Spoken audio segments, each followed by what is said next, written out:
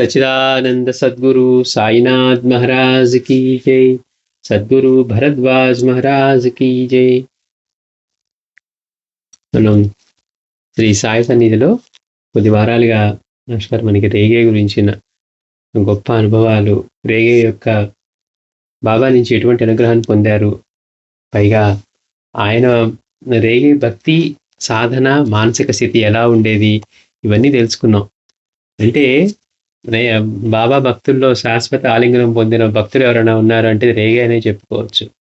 అంతటి అద్భుతమైన అనుభవాన్ని పొంది, పైగా సద్గురువు ఎట్లాంటి ఇది మనకి విధించినా కానీ ఆనందంతో స్వీకరించి అంటిపెట్టుకునే వాళ్ళకి బిడ్డల్లాగా అంతా ఇస్తారు. కోరికలతో మాత్రం ఉరికే వచ్చే వాళ్ళకి అరటిపండులోని గుజ్జిచ్చినట్టు చూస్తానికి రేగేకి తొక్కిస్తున్నా కానీ ఆయన ఏ మాత్రం దానికి మళ్ళీ బాబాయ్ నాకేంటి అరటి తొక్కిస్తున్నారు అనుకుండా ఆయన ఏది ఇచ్చినా కానీ అది తీసుకుంటూ ప్రసాదంగా అట్లా ఆయన్నే అంటిపెట్టుకున్న వాళ్ళకి తల్లి దగ్గర నుంచి బిడ్డకు లభించినట్లు బాబా యొక్క ఉచ్చిష్టం ఆయన అడగకుండానే బాబా ఎంతో ప్రీతితో ఇచ్చి మళ్ళీ దాన్ని తిరిగి ఆయన కూడా స్వీకరిస్తూ ఆ అరటిపండు అయ్యే వరకు అలా తిన్నారట. అంతేకాకుండా మనం అతనికి ఇచ్చిన శాశ్వత ఆలింగనం కూడా చెప్తూ ఉన్నారు మాస్టర్ గారు. అంటే మామూలుగా అతన్ని కౌగిలించుకోవడమే కాదు, శాశ్వత ఆలింగనం అంటే అతని నా ఖజానా తాళని చెప్పి నీ చేతిలో పెట్టాను, ఏం కావాలో తీసుకో అంటే అతను ఏం కోరుకున్నాడు, బాబా ఈ జన్మలోనూ నాకు రాబోయే అన్ని జన్మల్లోనూ మీ తోడుని నడిపించాలి అన్నాడు. ఆ విధంగా అడిగినప్పుడు బాబా సంతోషం చెంది నీ లోపల నీ బయట నీ చుట్టూ అంతటా నేనే ఉంటాను అన్నారట. అది శాశ్వతమైన ఆలింగనం అంటే ఆయన అంటిపెట్టుకునే ఉన్నారు. అందుకే దాన్ని రూఢీ చేస్తూ కూడా మళ్ళీ ఒకసారి రేగే షిరిడి వచ్చినప్పుడు బాబా అంటున్నారు, ఇతను ఎవరు, ఇవన్నీ పక్కన వాళ్ళు అడుగుతున్నాడు, ఇది రేగే అంటారు బాబా, ఇతను అక్కడ ఉంటాడు, కాదు ఇతను ఇక్కడే ఉంటాడు అన్నారు. దీనికి ఎవరైనా బిడ్డలు ఉన్నారా, బిడ్డ పోయిన తర్వాత కూడా ఎంత అద్భుతం అంటే అట్లాంటి ప్రేమని అట్లాంటి అనుగ్రహాన్ని పొందాలంటే ఎన్ని జన్మల్లో ఎలాంటి సంస్కారంతో ఆయన భక్తితో భగవంతుడిని గురువుని సేవించాడో అంటే మనం కూడా విన్నప్పుడు మనకు కూడా అలాంటిది కలిగితే ఎంత బాగుండు అనిపిస్తుంది. కానీ ఆ క్షణంలో ఉంటుందే కానీ అది మనసు జారిపోతుంది. దానికోసం మనం ప్రయత్నం కూడా చేయం. శ్రీగుడి క్షేత్ర పారాయణ లీలామృతం పారాయణ చేసి మహాత్ములయ్యారు, లేదు మా మాస్టర్ గారి అనుగ్రహానికో బాబా అనుగ్రహానికో బాగా పొందారు అనే విషయం తెలిసినా మన మనసు దాని మీద కంటే కూడా లౌకికంగా మనం ఎలా ఎదగాలనే దగ్గర మన మనసు వెళ్ళిపోతుందే తప్పించి ఆధ్యాత్మికంగా ఉన్నతి సాధించాలి. మన ఈ ఉన్న జీవితంలో ఈ సమయాన్ని పారాయణకి వినియోగించుకొని బాబా మాటిచ్చారు, నా గురించి చింతన చేసేవాళ్ళు నేనుగా మారిపోతారన్నారు. అది ఎందుకు సాధించుకోకూడదు అనే మనసు మనకి వెళ్ళదు. ఎంతసేపటికి మనం రోజు కొంచెంసేపు చేసిన వాడికి సరిపోతుందిలే అనిపిస్తుంది. మిగిలిన వాటిలో మాత్రం అలా అనిపించదు మనకి. చూడండి ఎంత ఆశ్చర్యకరమో. కనుక ఇట్లాంటి భక్తులు చూసినప్పుడు ఈ రేగే లాంటి వాళ్ళని, దీక్షిత్ లాంటి వాళ్ళని, వాళ్ళు బాబా ఈ బిడ్డనే కాదు ఉన్న వాళ్ళందరినీ తీసుకువెళ్ళ నాకేం ఇబ్బంది లేదు, కానీ మీ మీద భక్తి మాత్రం పోకూడదని కోరుకునే సపత్నీకర్ లాంటి వాళ్ళని, బాబా ఈ బిడ్డని వాడే, నేను కేవలం నిమిత్త మాత్రుడే, కనుక ఇతని కర్మకి కారణం నేను అయ్యాను కాబట్టి నీ కర్మను తీసుకుంటాను, వాడికి మాత్రం మీలో కలుపుకోండి, వాడికి ముక్తిని ప్రసాదించండి అన్నారు.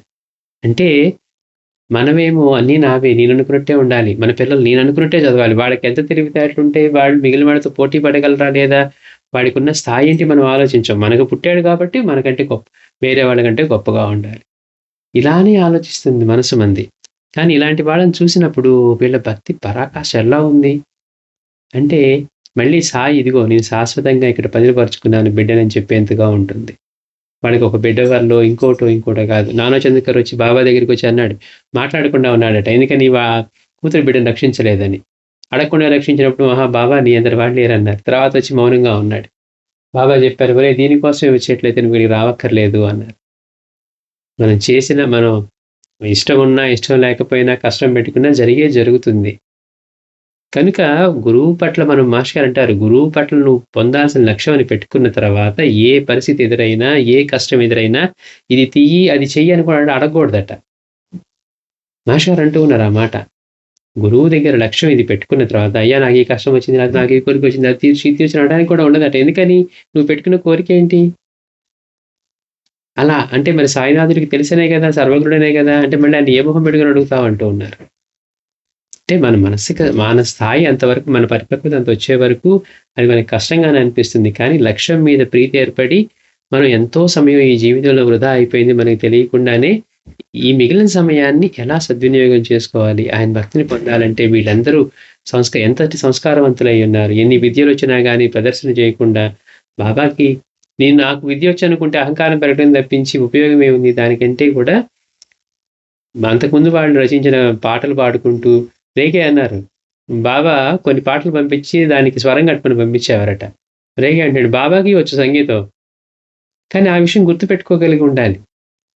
మనం ఎట్లా ఉంటుంది? మనకే ఒక సేవ దొరికితే మనకి చేశామన్న తృప్తితో పాటు తెలియకుండా అహంకారం పనిచేస్తుంది. అంటే ప్రతి ఒక్కటి కూడా సర్వసమర్పణ చేయగలగటం వీళ్ళందరిలో మనకు కనపడుతూ ఉందనమాట. ఎలాంటిది విధించినా గానీ శిక్ష అని కూడా అనుకోరు. మనకి బాబా పరీక్ష పెట్టాడండి, పరీక్షలో గెలవాలనుకోరు. అది సహజమైపోయి ఉంటుందనమాట. అంటే ఈ మహాభక్తుల చరిత్ర చూసినప్పుడు మనకి సాయి యొక్క సన్నిధి లభించాలంటే మనలో ఎలాంటి సంస్కారాలు మనల్ని మనం ఏర్పరచుకోవాలి. అది సమయాన్ని ఆయనకి మనం సమర్పిస్తూ ఉంటే, మన మనసు ఆయన పరమవుతూ ఉంటే మనలో ఎలాంటి మార్పొస్తుంది. దీక్షిత్ లాంటి వాళ్ళకి అన్నీ కరిగిపోతూ ఉన్నా కానీ ఆయనకి ఏమాత్రం బాధ లేదు. బాబా దగ్గరే ఉండాలి. ఆయన రోజు దర్శనం చేసుకోవాలి. బూటీ లాంటి వాడు అన్నీ ఉన్నాయి. మసీదు బయటే పడున్నాడు. చూడండి, ఇక్కడే కట్టుకోవాలి ఇల్లు అని చెప్పి ఆయన బూటీవాడ కట్టుకోవడానికి ప్రయత్నించాడు. ఇట్లా ఇవన్నీ చూస్తూ ఉంటే అన్నీ ఉన్నోళ్ళు అన్నీ వదిలేసి ఆయన సన్నిధిని పొందాలి, ఆయన సన్నిధిని పొందాలి. అందుకే మాస్టర్ మనకి ఈ సన్నిధిని అందించింది కూడా. ఆయన సన్నిధిని పొందటమే మన లక్ష్యమై ఉండాలి. ఈరోజు చక్రనారాయణ గురించి మాస్టర్ గారు చెప్తుంది. శ్రీ సాయి అవతార కార్యం తమను ఆశ్రయించిన జీవులకు శాశ్వతమైన శ్రేయస్సు, దానిని వ్యతిరేకించినంత మేరకు లౌకికమైన సుఖశాంతులు ప్రసాదించడానికి మాత్రమే పరిమితం కాక, వీటిలో మొదటి లక్ష్యంతో భాగమైన నైతిక పునర్జీవనం మన జాతికంతటికీ కలిగించడం కూడానని కపార్తయ్య గురించిన అధ్యాయం గమనించాం. ఎంత అద్భుతమైన విషయం చెప్తున్నారండి మహర్షి గారు. శ్రీ సాయి యొక్క అవతార కార్యం తనను ఆశ్రయించిన జీవులకు శాశ్వతమైన శ్రేయస్సు. మనం బాబా చేసిన లీలలు, భక్తులను రక్షించడం ఇవన్నీ కూడా చాలా చిన్నవి ఆయన అవతార కార్యంలో. మనం మొదటి మాటలో చెప్పుకున్నాం, మహర్షి గారు మొదటి అధ్యాయం అంతా కూడా మనకి అదే చెప్పారు. శ్రీ సాయి చేసింది ఏంటిలో ఎంత అద్భుతంగా వివరించారో. వాళ్ళకి లీలలు జరిగాయండి, లీలలు జరగటం గొప్ప కాదు, అసలు ఆయన ఎందుకు చేశారు, ఇవన్నీ కూడా అశాశ్వతమైనవి, చిన్నవి అట బాబా మహర్షి గారి దృష్టిలో. బాబా చేసినవన్నీ కూడా ఆయన అవతార కార్యం వేరుగా ఉంది. కేవలం మన కోరిక తీర్చడానికో కష్టాన్ని తీర్చడానికో ఆయన అవతరించాల. పాషాణం కంటే కఠినంగా అయిపోయిన మన మనస్సుల్ని, మన సంస్కారాల్ని అరగతీసి మహాత్ముల సన్నిధిలో ఉంటే తప్పించి ఇవి మార్పు రావు. కాబట్టి అప్పుడున్న సమయంలో మత సామరస్యం లేకుండా కొట్టుకుంటూ ఉంటే మళ్ళీ మత సామరస్యాన్ని, మళ్ళీ ఇటువంటి ఒక శాశ్వతమైన ధర్మాన్ని ఆయన స్థాపించడం కోసం మోసపోకుండా ఆధ్యాత్మికతలో మనకి బాబా ఆ మార్గాన్ని అందించుతూ వచ్చారు. అది తెలిసినప్పుడు మనకి అప్పుడు అర్థమవుతుంది, బాబా అవతార కార్యం ఇది. మనం బాబాని పట్టుకున్నాం, మన కోరిక తీరిందో, కష్టం తీరిందో, ఇవన్నీ తీరుతాయి, అందులో సమస్యే లేదు. అందులో ఆయన ఇచ్చడానికి కూడా వెనుకాడరు. అయితే ఆయన అవతార కార్యం ఏంటో తెలుసుకోకుండా మనం ఎంతసేపటికి స్వార్థంగా ఆధ్యాత్మికత అంటే మాస్టర్ గారు అంటారు, పక్కన వాళ్ళ వీటికి కళ్ళు చెవులు మూసుకొని మనం ఏదో కూర్చొని చేసుకోవడమే కాదు అంటారు మాస్టర్ గారు. అంటే మనం ఈ జీవితంలో అన్ని జీవుల మీద ఆధారపడి ఇంతగా జీవిస్తున్నప్పుడు మనం కూడా పక్కన వాళ్ళకి ఏం చేయగలుగుతున్నాం అనేది మనం కూడా ఆలోచించుకోవాలి. అందుకే ఇక్కడ అంటున్నారు మాస్టర్ గారు, శ్రీ సాయి అవతార కార్యం తమను ఆశ్రయించిన జీవులకు శాశ్వతమైన శ్రేయస్సు. అంతేగాని మనకి శ్రేయస్కరం కానీ ఆయన చేయరు. మనకేంటి, ఆయన స్థితి ఇవ్వాలనేది ఆయన తపన, మనకి లేదు ఆ తపన. ఆయన పడ్డ తపనలో మనకి ఈ కనీసం పైసా వంతైనా ఉంటే మనకి ఆ ప్రయత్నం చేస్తాం. అందుకే అంటారు, ఆయన ఆశతో ఎదురు చూస్తుంటే వీడు ఎప్పుడు వచ్చి నా దగ్గర అంటే పొందడానికి సిద్ధంగా ఉంటాడా అని. అందుకని అటువంటి శాశ్వతమైన శ్రేయస్సు, దానిని వ్యతిరేకించినంత వరకు కూడా లౌకికమైన సుఖశాంతులు. కొంతమందికి మరి బాబా తీర్చారు కదండి, వాడికి ఇల్లు కట్టించారు కదండి, లేకపోతే ఇలా చేశారు కదండి మనకు అనిపించవచ్చు. కానీ ఎలాంటి వాళ్ళు కట్టించారు, వాటి మీద ఆశ కూడా లేదు. పురందరే వచ్చాడు, మరి ఇల్లు కట్టుకోరా అంటాడు. మనలాగా నేను ఇల్లు కట్టుకుంటానంటే వద్దనట్లా, కట్టుకోమనట్లా ఆయన. బాబా నా స్థితి నీకు తెలుసు, ఆయనకి ఎదురుమాట చెప్పలేక అలాగే అంటున్నాడు. బయటికి వెళ్ళి బాబాకి నా స్థితి తెలుసు కదా అనుకుంటున్నాడు. అలాంటి వాళ్ళకి చెప్పారు. పైగా ఏమంటున్నారు, వాడికి మా దగ్గర ఎంతో ఆస్తుపాస్తులు ఉన్నాయి అన్నారు. అంటే అతను చేసుకున్న సత్కర్మలు కానివ్వండి, ఆయన సంపాదించిన పుణ్యం కానివ్వండి, అవి మనం పట్టుకోకుండా వాళ్ళకి అలా చేశారు కదండి, వాళ్ళ కష్టం తీర్చారు కదని మనకు కనిపించవచ్చు. అయితే ఆయన ఎందుకు చేస్తారనేది ఆయనకి తెలుసు. ఆయన చేసిందే ధర్మం అన్నట్లుగా దానికి వ్యతిరేకించినంత వరకు గూడా మిగిలిన లౌకికమైన సుఖశాంతులు ప్రసాదించడానికి మాత్రమే పరిమితంగా కాకుండా, వీటిలో మొదటి లక్ష్యంలో భాగమైన నైతిక పునర్జీవనం.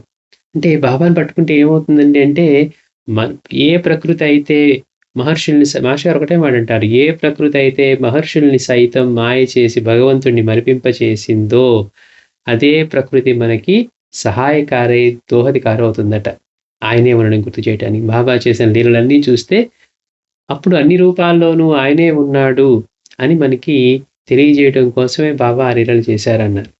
అంటే ఏ విశ్వం మిగిలిన మహర్షుల్ని సైతం మాయ చేసిందో, అంటే వేరు అన్న భావం కలిగించిందో, మాయ చేయటం అంటే వేరు అన్న భావం కలిగింపజేసిందో, అదే ప్రకృతి ఎటు చూసినా కానీ ఈ దీనిలో కూడా సాయే ఉన్నారు, దానిలో కూడా సాయే ఉన్నారు, ఏ జీవులు చూసినా సాయే ఉన్నారని మనకి గుర్తు చేసి, అది మనకి సహాయకారిగా ఉండేట్టుగా బాబా లీలలు చేశారు అన్నారు మాస్టర్ గారు. అందువల్ల మనలో నైతిక పునర్జీవనం కలుగుతుంది. ఎప్పుడైతే నేను చేసే ఈ పని ఆయనకి చెందుతుంది. మనం ఏదైనా గొప్ప పని చేశామనుకోండి, ఇప్పుడు ఏదన్నా ఒకటి ఇస్తే గనక ఇది ఆ రూపంలో బాబాకి చెందుతుంది కదే అనుకుంటాం. కానీ మనం ఎవరినో ఏదో దూషణ చేసినా, తిట్టినా అది మన బాబాకి చెందుతుంది కదండీ అని మనం అనుకోవట్లేదుగా. చూడండి గమ్మత్తు. మనం మంచి పని చేసినప్పుడేమో ఆయనకి చెందాలని అనుకుంటున్నాం. మనం పక్కన వాళ్ళని ఇబ్బంది పెట్టినప్పుడో, దూషణ చేసినప్పుడో, అహంకరించి ప్రవర్తించినప్పుడో మాత్రం ఇది కూడా బాబాకే చెందుతుంది అని మనం అనుకుంటున్నామా? అందుకని బాబాని పట్టుకుంటే ఏమవుతుందంటే, ముందు మనలో అంతకు ముందున్నటువంటి దృష్టి మారుతుంది. అన్ని రూపాల్లోనూ సాయే ఉన్నారు. మనం ఎవరిని నిందించినా ఆయనకే చెందుతుంది. ఎవరిని తిరస్కరించినా ఆయనకే చెందుతుంది. ఎవరిని సత్కరించినా ఆయనకే చెందుతుంది. ఈ విషయాలు గుర్తుపెట్టుకునేట్టుగా మన మనసు వచ్చిందనుకోండి, అప్పుడు మనలో ఈ నైతిక పునర్జీవనం కూడా కలుగుతుంది. కనుక మాస్టర్ గారు అంటున్నారు, నైతిక పునర్జీవనం వల్ల జాతికంతటికీ కలిగించడం కూడానని కపార్దయ్య గురించిన అధ్యాయంలో గమనించాం. ఆయనకు అందుకు చేతికి అందుబాటులో ఉన్న సాధనాలు 2 బాబాకి. ఏంటంటే అంటే హిందూ, ముస్లిం సమైక్యత, వర్ణ భేదాలకు అతీతమైన ప్రేమానుబంధాలు. హిందూ, ముస్లిం సమైక్యత. అప్పుడున్న పరిస్థితులు ఎలా ఉన్నాయంటే అంతగా కొట్టుకుంటూ ఉన్నారు. వర్ణ భేదాలకి అతీతమైనటువంటి ప్రేమానుబంధాలు. 2 నైతిక బలాన్ని చేకూర్చగల ఆధ్యాత్మ గ్రంథ పఠనము, ఏకనాథ భాగవతము, జ్ఞానేశ్వరి మొదలగు చదివించడం. ఈ 2 ఆశయాలను ప్రజలలో ఆచరణాత్మకంగా సాధించడానికి ఆయన తన భక్తుల చేత శ్రీరామనవమి, ఉరుసు ఒకే రోజున ఒకే వేడుకగా అందరూ కలిసి చేసుకోవడం నేర్పించారు. మత సామరస్యం అంటే బాబా ఒకే రోజు ఉరుసు, రామనవమి చేసుకోవటం, వాళ్ళందరూ కూడా ఇద్దరూ కలిసి అవి చేసుకునేట్టుగా ఏ గొడవలు లేకుండా బాబా నేర్పించారు. కులమత భేదాలను పాటించకుండా సహపంక్తి భోజనం మసీదులోనూ, భోజన గృహాల్లోనూ అలవాటు చేయించారు. మామూలుగా అయితే వాళ్ళ పక్కన మేము కూర్చోము, లేకపోతే వీళ్ళు ఆచారవంతులు కాదు, లేకపోతే వీళ్ళు మన మతస్థులు కాదు అనే దాని నుంచి ఆయన సన్నిధిలో అందరూ కలిసి సహపంక్తిలో భోజనం చేయటం, అక్కడ బయట భోజన గృహాల్లో అయినా కూడా అలా కలిసి చేయటాన్ని అలవాటు చేశారు. అందరూ కలిసి ఆరతి, చావడి ఉత్సవం, భక్తులకు ప్రసాదం ఇచ్చే ముందు ఫాతిహా చేయించడము, దునికి నైవేద్యాన్ని అర్పించడము చేయించారు. పరమత ద్వేషం లేకుండా సోదర భావంతో ఎవరి మత ధర్మాన్ని వాళ్ళు పాటించుకునేలా చేశారు. మనకి సమస్య ఎప్పుడూ కూడా మనది మనం చేసుకుంటే పక్కన వాళ్ళకి ఏ ఇబ్బంది ఉండదు. మనది చేసుకుంటూ వాళ్ళ తక్కువనో, మనదే ఎక్కువనో అట్లా ఎవరు అలా కదిలించినా గానీ మనకి సమస్య ఏర్పడుతుంది. అందుకని ఇక్కడ బాబా ఏం చేయించారట అంటే, పరమత ద్వేషం లేకుండా సోదర భావంతో ఎవరి మత ధర్మాన్ని వాళ్ళు పాటించుకునేలా చేశారు. ఆ కాలంలో మన దేశాన్ని పరిపాలిస్తున్న తెల్లవారి ప్రభుత్వం వీరి కార్యాన్ని అంత దూరం అర్థం చేసుకున్నదో లేదో కానీ, దానివల్ల ప్రత్యక్షంగా తమ అధికారానికి ముప్పు వాటిల్లుతుందని భయపడింది. ఎందుకని? అందరూ కలిసి ఉండటం, అందరూ సంఘటితమవ్వటం, అందరూ ప్రేమగా ఉండటం, కలిసి ఒకే చోట పూజలు చేసుకోవటం, మాట్లాడుకోవటం, భోజనం చేయటం. అంటే ఎక్కడైతే ఆ ప్రేమభావం కలుగుతూ వీళ్ళందరూ సమానంగా అందరూ కలిసి హాయిగా ఉంటున్నారో, బాబా చేసే దాని యొక్క ఆ పని వల్ల జరిగే మేలేంటో వాళ్ళకి అర్థమైందో లేదో తెలీదు గానీ, వాళ్ళకి మాత్రం ప్రత్యక్షంగా తమ అధికారానికి ముప్పు వాటిల్లుతుందేమోనని భయపడింది. ఎందుకని అందరూ కలిసి ఉన్నారనుకోండి, ఒకే మాట మీద ఉంటారు, కలిసి ఏదైనా చేస్తారని. కపార్దయ్, కాకా దీక్షిత్ వంటి రాజకీయ ప్రముఖులు షిరిడీలో తలదాచుకోవడం, లోకమాన్య బాలగంగాధర్ తిలక్ వంటి వారు వారి దర్శనానికి రావడము తెల్లవారి దృష్టిని ఆకర్షించింది. అరే! అందరూ కలిసి హాయిగా ఉంటున్నారు అక్కడ. పైగా అంతే గాకుండా తిలక్ వంటి వాళ్ళు మరి ఈ స్వాతంత్రోద్యమంలో పాల్గొన్న నాయకులు కదా! వాళ్ళొచ్చి మళ్ళీ ప్రజల్ని ఎక్కడ చైతన్యం చేస్తూ ఉన్నారు. అంతే గాకుండా ఈ కపార్దే, కాకా దీక్షిత్ వీళ్ళందరూ కూడా స్వాతంత్ర్యంలో పాల్గొన్న వాళ్ళే. కపార్దే తిలక్‌కి రైట్ హ్యాండ్. అలాగే దీక్షిత్ వాళ్ళేమో ఎవరైతే కొంచెం ఈ గొడవలు లేకుండా నిదానంగా సాధించుకోవాలని అనుకున్నారో దానిలో మెయిన్ మెంబర్స్ అన్నమాట. కనుక వీళ్ళందరూ ఇక్కడ ఉండటం ఇవన్నీ కూడా వాళ్ళకి అటువంటి భయాన్ని కలిగింపజేస్తూ ఉన్నాయి. భయం పైగా వాళ్ళ దృష్టిని ఆకర్షించాయి.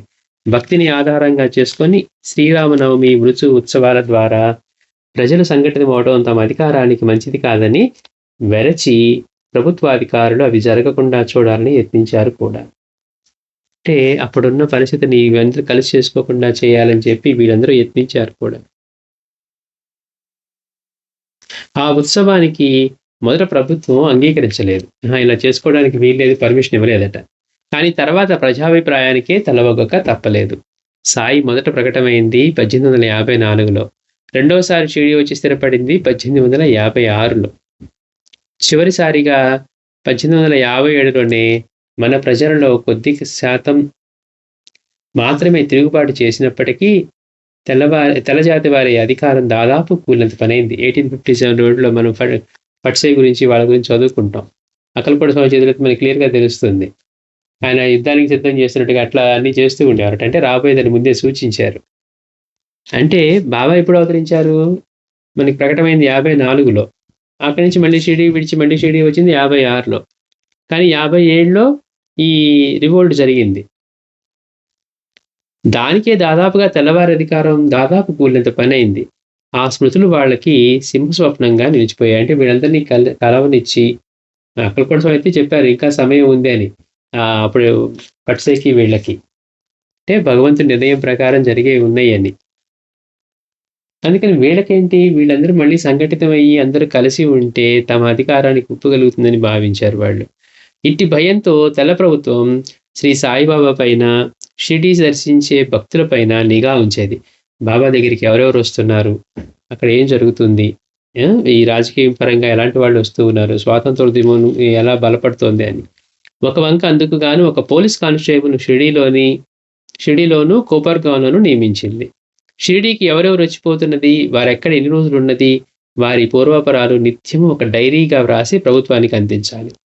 అంటే వాళ్ళకి ఎలాంటి పరివర్తన అసలు అక్కడికి ఎవరు వస్తున్నారు మొత్తం ఆ రిజిస్టర్ పెట్టి లాగ్ చేస్తున్నారు అన్నమాట డైరీలో. అట్లా ప్రతి ఒక్కళ్ళ గురించి అక్కడ వచ్చేవాళ్ళు ఎవరు, వాళ్ళ పుట్టు పూర్వోత్తరాలు ఏంటి, ఎక్కడి నుంచి వచ్చారు, ఎవరిని కలుస్తున్నారు, ఎన్ని రోజులు ఉంటున్నారు, ఇవన్నీ వాళ్ళు రికార్డు చేసుకొని అవి ప్రభుత్వానికి అందించేవారట. ధూలియా కోర్టులో విచారించబడిన దొంగతనం జరిగిన తేదీల్లో షిరిడీ వచ్చి వెళ్ళలేదని ఆ డైరీ నుండే తెలుసుకొని ఆ దొంగతనంతో బాబాకి ఎట్టి సంబంధం లేదని నిర్ధారణగా చేసుకున్నది. దొంగ పట్టుబడినప్పుడు ఏం చెప్పాడు, తేలిక తప్పించుకోవచ్చని ఈ వస్తువులు నాకు బాబానే ఇచ్చాడన్నారు. అయితే వీళ్ళు ఎలా దాన్ని నిర్ధారణ చేశారంటే ఈ డైరీ పెట్టారు కదా, ఆ డైరీలో అందరి రాకపోకలు నోట్ చేసుకున్నారు కదా, ఆ సమయంలో అది వచ్చినట్టుగా లేదట. అందుకని బాబా నీకు ఇవ్వడం ఎలా సాధ్యమవుతుంది, నువ్వు చెప్పింది అబద్ధం అని తేల్చారు. కనుక అంటే అట్లా ప్రతి ఒక్కళ్ళ గురించి కూడా ఎవరెవరు వచ్చి వెళ్తూ ఉన్నది ఇవన్నీ కూడా అట్లా రిజిస్టర్ డైరీలో రాస్తూ ఉండేవారట. ఇది చాలక షిరిడీకి భక్తుల వేషాలతో ప్రభుత్వం గూఢచారులను కూడా షిరిడీకి పంపుతూ ఉండేది. భక్తుల వేషంలో గూఢచారులను కూడా పంపేదంటే అక్కడ తెలుసుకోనండి ఏం జరుగుతుంది. కేవలం రాసుకోవడమే కాదు, ఎవరు వచ్చారో వెళ్తున్నారో అసలు అక్కడ ఏం జరుగుతుంది తెలుసుకోవడానికి కూడా భక్తుల వేషాలేసి ప్రభుత్వం కొంతమందిని పంపించేదట. ఉదాహరణకు కపార్దే షిరిడీలో ఉండగా హంస అనే ఒక భక్తుడు తరచుగా షిరిడీ వస్తూ ఉండేవాడు. ఇతని అసలు పేరు నటేకర్.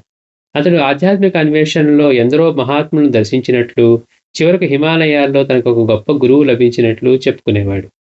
అంటే మరి అనుమానం రాకుండా ఉండటానికి ఈయన గొప్ప ఆధ్యాత్మిక సాధకుడని బాగా గ్రంథాలు చదువుకొని ఈయన హిమాలయాల్లో దానికి ఎవరో గురువు దొరికాడని చెప్పి చెప్పుకొని షిరిడీకి తరచుగా వస్తూ ఉండేవాడట.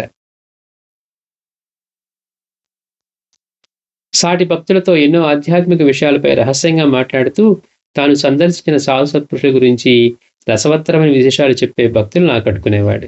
అందుకే ఇతనిని అందరూ స్వామి అనేవారు. తాను మానస సరోవరం దగ్గర కొంతకాలం హిమాలయాల్లో పర్యటించినట్లు చెప్పడంతో చెప్పిందంతా నమ్మి అతన్ని అందరూ హంస అని కూడా అనేవారు. మరి ఆ రోజుల్లో ఇంకా కఠినమైంది గదా! మానసరోవర యాత్ర. అందుకే బాబా దగ్గరికొచ్చినప్పుడు అతను సాధువు గూడా వెళ్ళాలనుకోని మళ్ళీ ఆయన అమ్మో! అది కష్టమని తెలియకనే మానేశారు. అందుకే దొంగ సాధువుని బయటికెంటండి అని బాబా చెప్పటం గూడా. అంటే అంత కష్టమైంది యాత్ర అని. అక్కడికి కూడా వెళ్ళొచ్చానని చెప్పేసరికి ఇతన్ని అందరూ గూడా హంస అని పిలిచేవారట.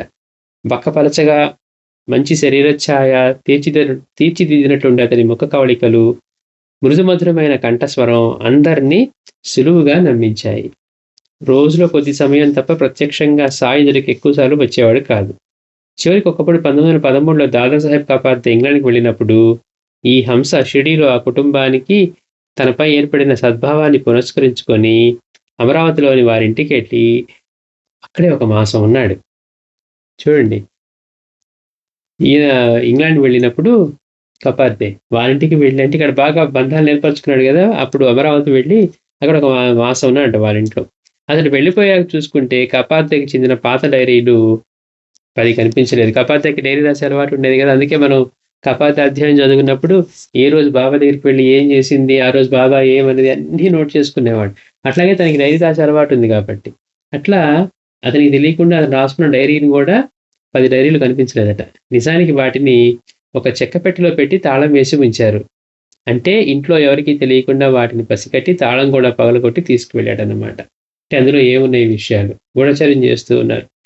అటు తర్వాత చాలా కాలానికి హంస నిజానికి సాధువు కాదని ప్రభుత్వం నియమించిన గూఢచారిని కపార్దే తెలుసుకున్నాడు. అదృష్టవశాత్తు ఆ డైరీల్లో ప్రభుత్వానికి పనికొచ్చే వివరాలేమీ లభించలేదు. అందువల్ల ప్రభుత్వం వాటిని కపార్దేకి తిరిగి ఇచ్చేసింది.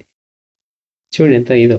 తీసుకువెళ్ళిన తర్వాత వాడు మళ్ళీ అందులో వాళ్ళకి పనికొచ్చే విషయం లేకపోవడం వల్ల మళ్ళీ కపార్దేకి తిరిగి ఇచ్చిందంట. డిసెంబర్ 29, 1910 తన డైరీలో కపార్దే ఇలా వ్రాసుకున్నాడు. ఆయన అంటే సాయిబాబా.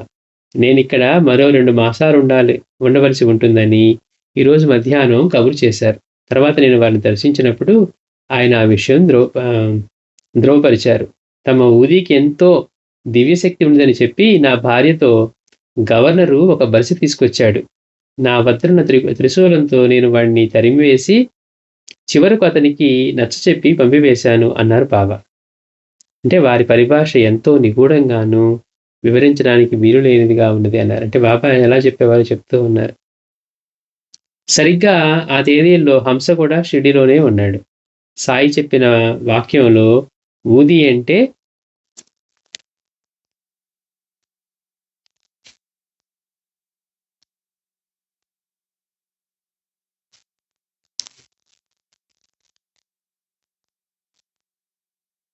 అనుగ్రహమని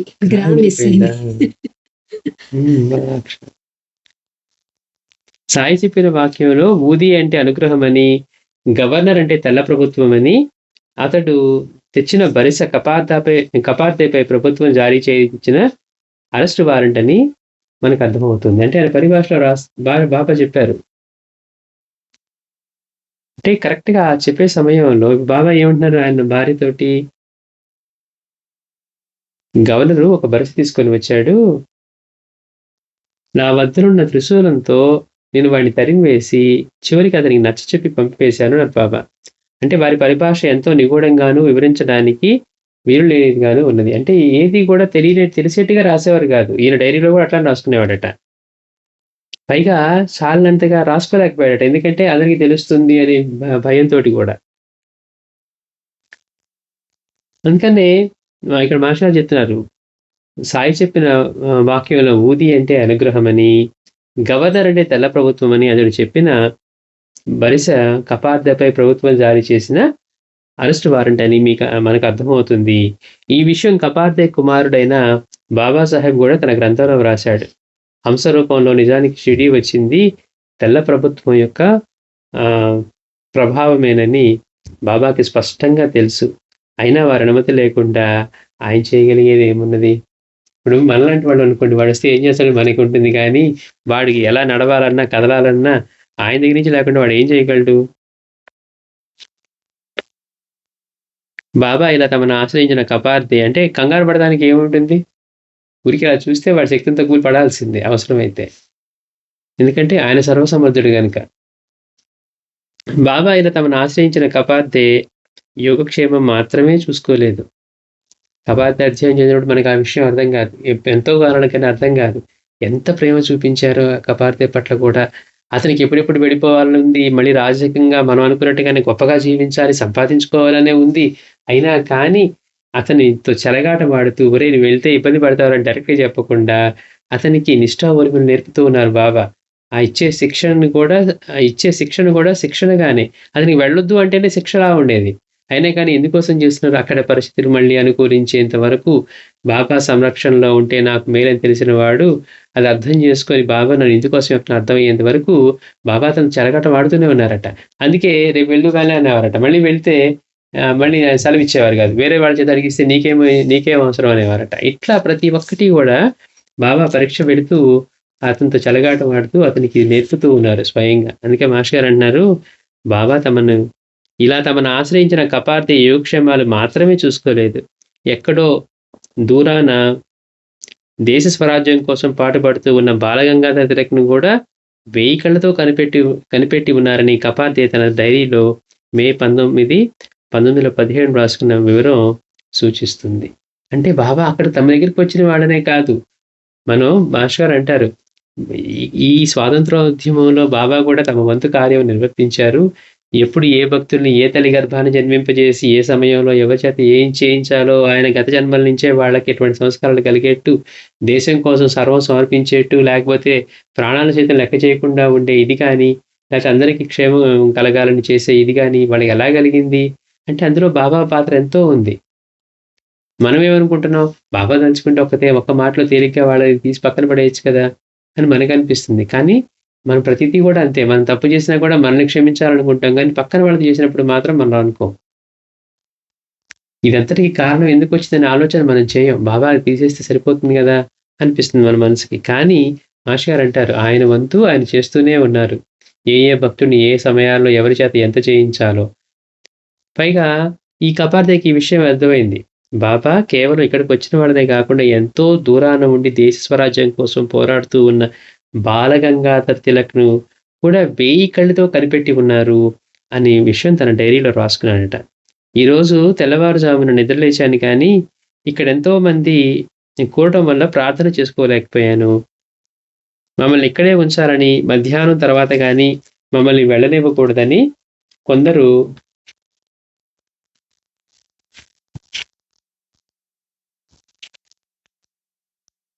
కట్టుగా ప్రయత్నిస్తూ ఉన్నారు.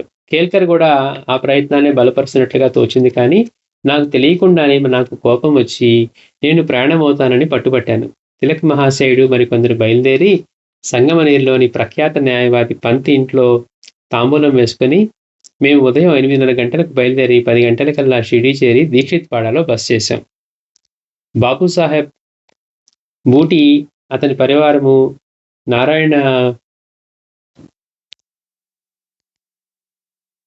నారాయణరావు నుండి అక్కడికి వచ్చారు. నా పాత మిత్రులు మాధవరావు దేశపాండే, బాలాసాహెబ్ జోగే మొదలగు వారు అక్కడ చేరారు. మేమందరం కలిసి మసీదుకి వెళ్ళి సాయి మహారాజుని దర్శించుకున్నాం. ఆయన అంత సంతోషించడం నేను ఎన్నడూ చూడలేదు. వీళ్ళందరూ కలిసి వెళ్ళి దర్శనం చేసుకుంటే బాబా అంత సంతోషంగా కనపడటం అతను చూడలేదు అంటున్నాడు. ఆయన లోకమాన్య కేసి చూస్తూ, మనుషులెంతో దుష్టులు, ఎవరినీ నమ్మవద్దు, జాగ్రత్త అన్నారు. చూడండి, ఆ రోజు బాబా వీళ్ళందరూ కలిసి వెళ్తే ఎంతో సంతోషంగా ఆనందంగా ఉన్నారంట. అంటే ఇతను అంటున్నాడు, నేను బాబాని అంత ఆనందంగా ఎప్పుడు చూడలేదని. ఎందుకంటే వీళ్ళతో పాటు తిలక్ కూడా వచ్చాడు ఆ రోజు. బాబా ఈ బాలగంగాధర తిలక్ కేసు చూస్తూ, మనుషులు ఎంతో దుష్టులు, ఎవరినీ నమ్మవద్దు, జాగ్రత్త అన్నారు. నేను నమస్కరించగానే ఆయన దక్షిణ కోరి తీసుకున్నారు. కేల్కర్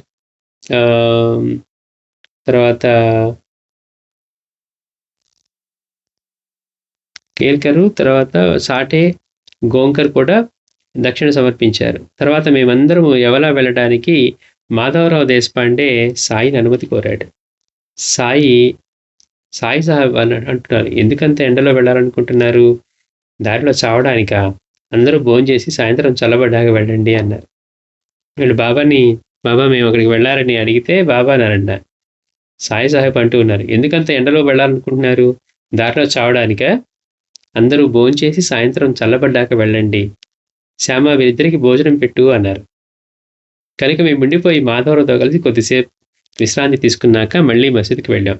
సాయి నిద్రపోతున్నట్లుగా క్రింద పడుకొని ఉన్నారు. మేము చావడికి వెళ్తే గ్రామస్తులు అక్కడ లోకమాన్యునికి తాంబూలం ఇచ్చారు.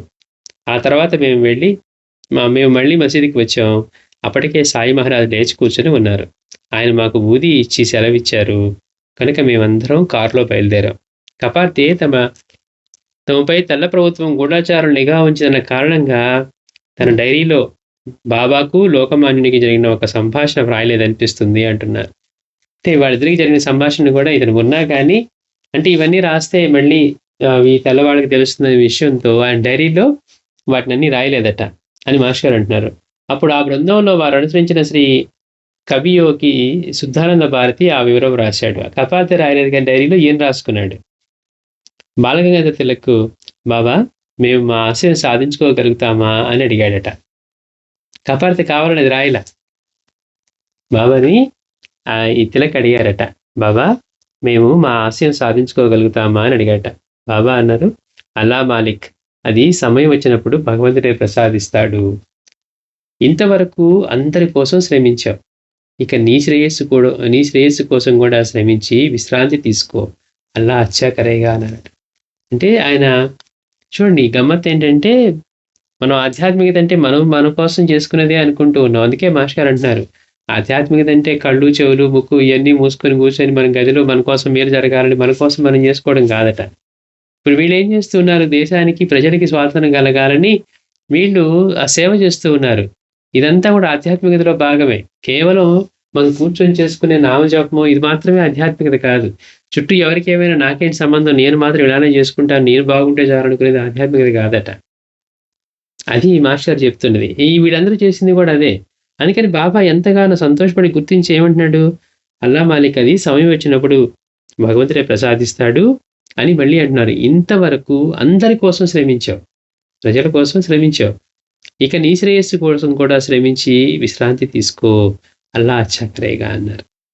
మార్చి 13, 1912 కపార్తే డైరీలో రాసుకున్నాడు. సాయి మహారాజు ఈరోజు ఒక సుదీర్ఘమైన కథ చెప్పారు. వృద్ధుడైన ఒక పాటిల్ వారిని దర్శిస్తూ ఉండేవాడు, అంటే బాబాని. బాబా ఒక కథ చెప్పారట, అది చెప్తున్నారు. వృద్ధుడైనటువంటి ఒక పాటిల్ బాబాని దర్శిస్తూ ఉండేవాడట. అతనికి మొదట 4, తర్వాత 12 మంది గూఢాచారులు నిఘా వేసి ఉంచారు. ఒకసారి ఆ వృద్ధునికి గూఢాచారులకు తగు జరిగి తర్వాత ఒకసారి తీవ్రంగా కొట్టుకున్నారు. సాయి సాహెబ్ ఆ వృద్ధునిపై కనికరించి అతడిని పొలంలో కలుసుకున్నాడు. ఒకసారి స్వయంగా ఆయనే ఆ పాటిల్పై దాడి చేసిన గూఢాచారులను కొట్టి తరిమివేశారు. చివరకు వాళ్ళు ఆ వృద్ధుని పని పట్టడానికి అతన్ని ఒక పెద్ద పట్టణానికి కూడా తీసుకువెళ్లారు. సాయి సాహెబ్ జోక్యం చేసుకొని అతనిని విడిపించారు. పైన వివరించిన దేశ పరిస్థితుల దృష్ట్యా ఈ మాటల్లో సాయి తన సహజ నిగూఢ రీతిన కపార్తే గురించి అలా చెప్పారో లేక మరో ప్రజానాయకుడి గురించి అలా చెప్పారో నిర్ణయించడం సాధ్యం కాదు అంటారు. అంటే ఆ వృద్ధుడిని విడిపించాను, రక్షించానని చెప్తున్నారు కదా, ఇదంతా బాబా కపార్తే గురించి చెప్పారా లేకపోతే ఇంకొక నాయకుడి గురించి చెప్పారా అనేది నిర్ణయించడం సాధ్యం కాదు అంటున్నారు.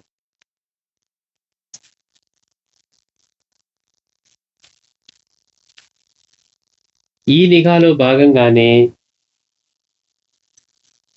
తెల్ల ప్రభుత్వం షిరిడీలో చక్రనారాయణ అనే పోలీస్ కానిస్టేబుల్ నియమించింది.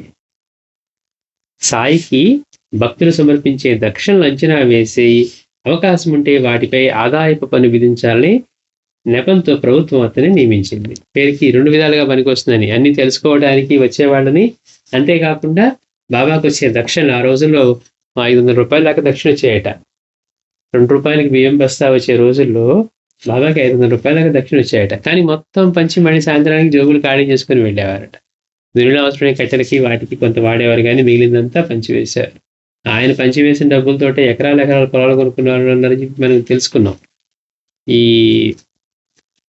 రోజు తాత్యాకి నియమంగా ఇచ్చేవారు, అట్లా అప్పకొత్తే పాటలకి ఇచ్చేవారు అందరికీ కూడా. అందుకే కదా మనం కాశీబాయి వచ్చి అందరికి ఎంతెంతో డబ్బు ఇస్తావు, నా బిడ్డకి మాత్రం రూపాయి ఇస్తున్నావు అని అడిగింది. అంటే బాబా అంతా విరివిగా పనిచేసేవారు. కాబట్టి ఈ తెల్ల ప్రభుత్వం షిరిడీలో చక్రనారాయణ అనే పోలీస్ కానిస్టేబుల్ నియమించింది. సాయికి భక్తులు సమర్పించే దక్షిణలు అంచనా వేసి అవకాశం ఉంటే వాటిపైన కూడా ఆదాయ పన్ను విధించాలనే నెపంతో ప్రభుత్వం అతన్ని నియమించింది. ఆ ప్రభుత్వం ఇతరుని ఎన్నుకోవడానికి కారణం అతడు క్రైస్తవుడు. ఎందుకు చక్రనారాయణ పెట్టారంటే ఇక్కడ బాబా దగ్గరికి వచ్చే వాళ్ళలో హిందూ ముస్లిం కొట్టుకుంటూ ఉంటే ఆయన మత సామరస్యం కల్పించి వాళ్ళందరూ కలిసి ఆనందంగా జీవించేట్టుగా చేస్తూ ఉన్నారు. కలిసి పండుగలు చేసుకోవటం, ఒకే రోజు చేసుకోవటం, కలిసి సహపంక్తిలో భోజనం చేయటం, ఇవన్నీ. కనుక ఏం చేశారు, ఇతను ఒక క్రిస్టియన్ని పెట్టారనమాట. ముస్లిం కానీ లేక హిందువు కానీ నియమిస్తే మతాభిమానంతో తమ అసలు కార్యం నెరవేరుతున్న భయంతో ప్రభుత్వం అతన్ని నియమించింది. హిందువులు ముస్లింలు ఎంతో స్వల్ప కారణంగానైనా షిరిడీలో ఘర్షణ పడితే అది అవకాశంగా తీసుకుని బాబాపై చర్య తీసుకోవాలని తెల్ల ప్రభుత్వం ఎంతగానో ఆశపడింది. అంటే వాళ్ళ దృష్టి బాబా మీద లేదా అంటే తెల్ల ప్రభుత్వానికి కూడా బాబాపై దృష్టి ఉంది, ఎట్లాగైనా అవకాశం వస్తే ఈయన కూడా శిక్షించాలని. కానీ వాళ్ళు ఎవరితో ఆడుకుంటారో తెలియదు వాళ్ళకి. కానీ సాయి యొక్క అవతార కార్యం అన్న మహాసముద్రంలో ఇవాళ ఉండి రేపు పోయే తెల్ల ప్రభుత్వం కాకిరెట్ట వంటిది. మనం అది ఎంతో పెద్దది, బాబా గారు పుట్టింటే బాగుంటుంది అనుకుంటూ ఉన్నాం. మాస్టర్ గారు అంటున్నారు, సాయి యొక్క అవతార కార్యం అన్న మహాసముద్రంలో ఇవాళ ఉండి రేపు పోయే తెల్ల ప్రభుత్వం కాకిరెట్ట వంటిది అంటున్నారు. ఆయనకు వారి గురువు సర్వానికి నియంత అయినటువంటి అల్లా అప్పగించిన లోక కళ్యాణ కార్యానికి కేవలం లౌకికమైన శక్తి, ఏ శక్తి అడ్డుకోజాలదు. అంటే బాబాకి ఆయన గురువు సమర్పించినటువంటి కార్యం ఏంటి అంటే లోక కళ్యాణం. ఇక్కడ మాస్టర్ గారు అంటున్నారు, ఆయనకు వారి గురువు సర్వానికి నియంత అయినటువంటి అల్లా మనకి అంటూ ఉండేవారు కాబట్టి అట్లా చెప్తున్నారు. సర్వానికి నియంత అల్లా అప్పగించిన లోక కళ్యాణ కార్యానికి కేవలం లౌకికమైనటువంటి ఏ శక్తి అడ్డుకోజాలదు, ప్రజల అనర్హత తప్ప. బాబాను అనుమానించి గమనించడానికి వచ్చిన చక్రనారాయణకు కూడా సాయిని గమనించాక అతనిపై భక్తి శ్రద్ధలు ఏర్పడ్డాయి. అతను హిందువు కాదు, ముస్లిం కాదు, క్రైస్తవుడు అయినప్పటికీ కూడా బాబాని గమనించిన తర్వాత ఇతనికి కూడా బాబా పట్ల భక్తి శ్రద్ధలు ఏర్పడ్డాయట. అతడు తన గమనించిన అంశాలు ఇలా వ్రాశాడు. బాబా సమాధి చెందిన సంవత్సరం నేను కోపర్గాం పోలీసు ఫౌజ్దారుగా పనిచేస్తూ ఉన్నాను. నేనెప్పుడు బాబాకు భక్తుడు కాను. నిజానికి మా పోలీస్ శాఖ వారి ద్వారా మేము బాబాపై నిఘా వేశాము. నేనంత అనుమానంతో ఆయన గమనించినప్పటికీ తత్ఫలితంగా నాకు ఆయన పట్ల ఎంతో గౌరవమే ఏర్పడింది. అనుమానంతో చూసేవాడంటే కానీ ఇతనికి మాత్రం బాబా పట్ల గౌరవమే ఏర్పడింది. అందుకు మొదటి కారణం ఆయన స్త్రీలు మరియు ధనముల పట్ల నిర్లుప్తుడు. ఎందుకు బాబా పట్ల ఎందుకు గౌరవం కలిగిందంటే మనం బాబా గురించి చెప్పుకున్నాం. ఆయన ప్రవర్తన ఎట్లా ఉండేది అంటే మళ్ళీ అసలు ఎవరు ఒక వంక పెడతానికి కానీ అనుమానించడానికి కానీ లేకుండా ఉండేది. బాబా అంతటి వారు ఎట్లా ప్రవర్తించేవారు, స్త్రీలు మసీదుకు వచ్చినప్పుడు మళ్ళీ వాళ్ళకి నియమాలు ఎలా ఉండేవి, సాయంత్రం 6 దాటితే రాకుండా ఉండటం, తర్వాత వాళ్ళు రాగానే బాబా లేచి చక్కగా కూర్చోవడం, అసలు ఆశ్చర్యకరంగా అద్భుతంగా అనిపించే విషయాలన్నమాట. అట్లా ఆయనకి స్త్రీల పట్ల మరియు ధనం పట్ల ఎంత ధనం వచ్చినా కానీ వీళ్ళు ఎంతో వస్తుంది అనుకుంటానే కానీ సాయంత్రం మొత్తం పనిచేసి ఆయన ఎంత ధనం పట్ల ఏమాత్రం ఇది లేకుండా నిలుపుతుడిగా ఉండేవారు. ఈ రెండూ కూడా అతనికి ఎంతో అద్భుతం అనిపించి బాబా పట్ల గౌరవం కలిగాయట. ఎందరో స్త్రీలు వచ్చి వారి పాదాలపై శిరస్సు పెట్టి నమస్కరించి వారి ఎదుటనే కూర్చునేవారు, కానీ ఆయన పట్టించుకునేవారు కాదు. సాయి వారిపై ప్రీతితో కూడిన చూపు ఒక్కసారైనా ప్రసరింప చేసేవారే కాదు. సాయి మోహరహితులన్నది నిస్సందేహం. డబ్బు విషయంలో కూడా వారిని మేము కనిపెట్టాం. ప్రజలు తమకై తామే వారికి పైకం సమర్పించేవారు. ఎవరైనా ఇవ్వకున్న బాబా వారిని నిందించడము, ద్వేషించడము లేక అప్రీతి వహించడము చేసేవారు కాదు. బాబా అక్కడ అందరికి డబ్బులు గుంచుతారు, లేకపోతే అందరినీ దక్షిణ అడుగుతారు అనే మాట ఎంత అవాస్తవమో చూడండి.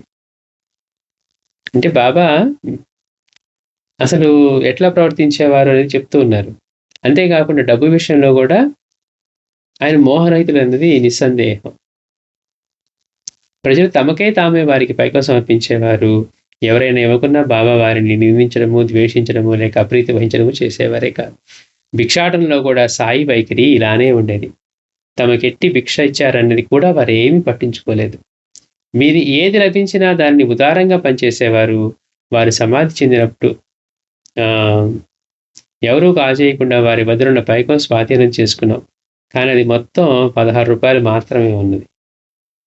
అంటే బాబా దగ్గర చివరిలో ఆయన దగ్గర నుంచి ఇవన్నీ డబ్బులు కొట్టేయాలని, వచ్చే నైవేద్యాలు, విలువైన పదార్థాలు ఇవన్నీ కొట్టేయాలని ఎంతమంది మనం సాటి అధ్యాయంలో తెలుసుకున్నాం. ఎంత ఘోరంగా మారిపోయింది అంటే, అంతటి మహనీయుడు వచ్చి అందరికీ అన్ని ఇవ్వాలని కూర్చుంటే ఆయన దగ్గర నుంచే కొట్టేయాలని చెప్పి ఎట్లా చేసేవాడు బాబా. అది ఇది అవసరం ఉన్నా లేకపోయినా నాటకాలని, లేకపోతే నృత్యాలని, ఆ వేషాలు ఈ వేషాలు వేసి ఆయన ఎంత విసిగించేవారో. బాబానే విసిగిపోయారట. నా నాన్న వస్తే ఇవన్నీ సరి చేస్తాడు అని చెప్పేంతగా. మిగిలిన భక్తులు ఎవరు కూడా దాన్ని పట్టించుకోకుండా మనకెందుకు ఆయనే చూసుకుంటారని వదిలేయటం. అంటే మాస్టర్ గారు అక్కడ మనకి ఎలా ఉండాలో చెప్తూ ఉన్నారు.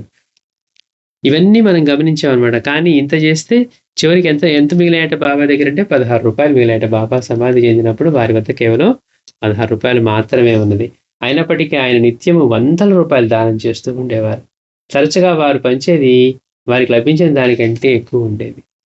బాబా పంచే విషయాలు చూసుకున్నా అసలు ఆ జోబులోంచి చేయి పెట్టి ఎప్పుడు తీసినా కానీ ఒకే మొత్తం రావటం. అంటే ఏ భక్తుడికి ఎంత ఇవ్వాలి అంతే రావడం. ఎంత అద్భుతం! లోపల ఎంత ఉందో తెలియదు. మనం గత వారం చెప్పుకున్నాం. నిత్యానంద బాబా రెడ్డి ఆయన ఏం చేశారు, కాపీలోంచి తీసిచ్చేవారట నోట్ల కట్టలు. అట్లా బాబా జోబులో పెట్టేవారు, చేయి తీసిచ్చేవారు. అదే చెప్తున్నాడు ఈయన. బాబాకి లభించే దక్షిణ కంటే కూడా ఎక్కువ ఎంతో పంచేవారట. తరచుగా వారు పంచేది వారికి లభించిన దానికంటే ఎక్కువగా ఉండేది. అలా ఆయన పంచే అదనపు పైగా ఎక్కడి నుండి వస్తుందో కనిపెట్టలేకపోయాం. అందుకనే ఆయనకు దివ్య శక్తులు ఉన్నాయని మాకు నిర్ధారణ అయింది. అన్ని మతాల పట్ల ఆయన ప్రవర్తన ఎంతో ఉన్నతంగా ఉండేది. ఎందుకని మన జనాలు కొట్టుకుంటారు కానీ మతాలన్నీ ఆయనకి చెందినవే కదా. అందుకని ఆయన మాత్రం ప్రవర్తన ఎంతో ఉన్నతంగా ఉండేది. ఆయన ఏ మతాన్ని, వ్యక్తిని, సమాజాన్ని లేక పరువులను, పదవులను న్యూనత పరిచేవారు కాదు. ఆ గ్రామంలోని ఫౌజ్దారు క్రైస్తవుడని ఒకరు ఆయనతో చెప్తే, అయితేనేమి అతడు నా సోదరుడు అన్నారు. వారి శక్తులు అద్భుతమైనవి. ఒక పోలీస్ ఆఫీసర్ వారిని దర్శించినప్పుడు బాబా దక్షిణ కోరారు. అతడు తన వద్ద పైకం లేదన్నాడు. అప్పుడు బాబా అన్నారు, నీ పర్సులో చూసుకో, అందులో 50 రూపాయల నోటు ఉన్నది అన్నారు. అతడు ఆ నోటు తీసి బాబాకు సమర్పించాడు. కానీ బాబా అందులో కొంత మాత్రమే తీసుకొని, మిగిలింది త్వరలో నీకు అవసరం అవుతుంది అన్నారు. తర్వాత సరిగ్గా అలానే జరిగింది. అతడికి కొన్ని చిక్కులు వచ్చి ఆ పైకం అవసరమైంది. అవి తీరిపోయాక సరిగ్గా అంత డబ్బు కృతజ్ఞతతో షిరిడి పంపాడు.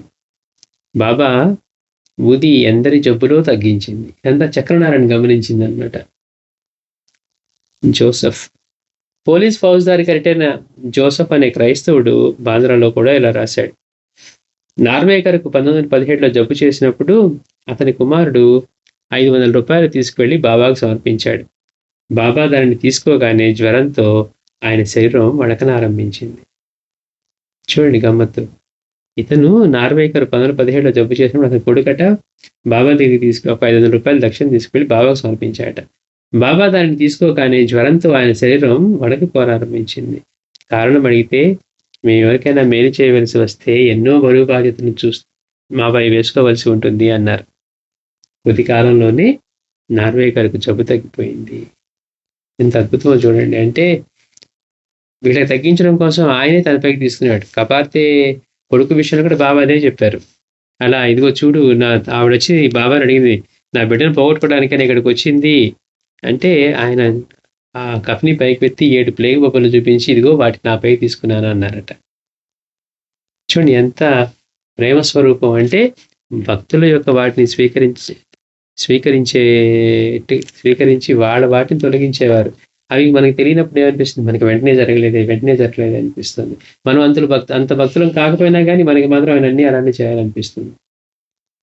ఇక్కడ బాబా కూడా ఎట్లా తీసుకుంటారంటే, ఆయన ఏ స్థాయికైనా వెళ్ళగలరు అనమాట. వెళ్ళి అతని దగ్గర నుంచి అది తీసుకోగానే అంటే బాబా స్వీకరించారన్నమాట. దాన్ని స్వీకరించినప్పుడు బాబా శరీరం వణికిపోనారంభించిందంట. ఎవరైతే ఖండయోగం చేసేవారో, ఎవరైతే పేగుల్ని తీసి చెట్టు మీద కడిగి ఆరేశారో అలాంటి వారి శరీరం కూడా వణకసాగింది. కారణం అడిగితే బాబా చెప్తున్నారు, మేము ఎవరికైనా మేలు చేయవలసి వస్తే ఎన్నో బరువు బాధ్యతలు మాపై వేసుకోవలసి ఉంటుంది అన్నారు. కొద్ది కాలంలో నార్వేకర్కు జబ్బు తగ్గిపోయింది. ఇది మాస్టర్ గారు చక్రనారాయణ గురించి, అలాగే జోసెఫ్ గురించి. మళ్ళీ వచ్చేవారు జనార్దన్ గల్వన్కర్ ఆ అద్భుతమైన అధ్యాయంతో సాయి సన్నిధి మనకి కంప్లీట్ అవుతుంది. నిజంగా దీన్ని మాస్టర్ అంటారు, ఇది మనకి సన్నిధిని ప్రసాదించేదే. ఇన్ని గ్రంథాలు రచించిన మాస్టర్ కూడా ఇంకా ఏదో చేయాలనిపించిన తర్వాత మాస్టర్ మనకి ఈ గ్రంథాన్ని అందించి, అంతేకాకుండా ముందు మాటలో కూడా స్థానం మీరున్న చోటు అని చెప్తూ వారి సన్నిధిని కూడా మనకి తెలియజేస్తూ ఉన్నారు. శ్రీ సచ్చిదానంద సద్గురు సాయినాథ్ మహారాజ్ కీ జై.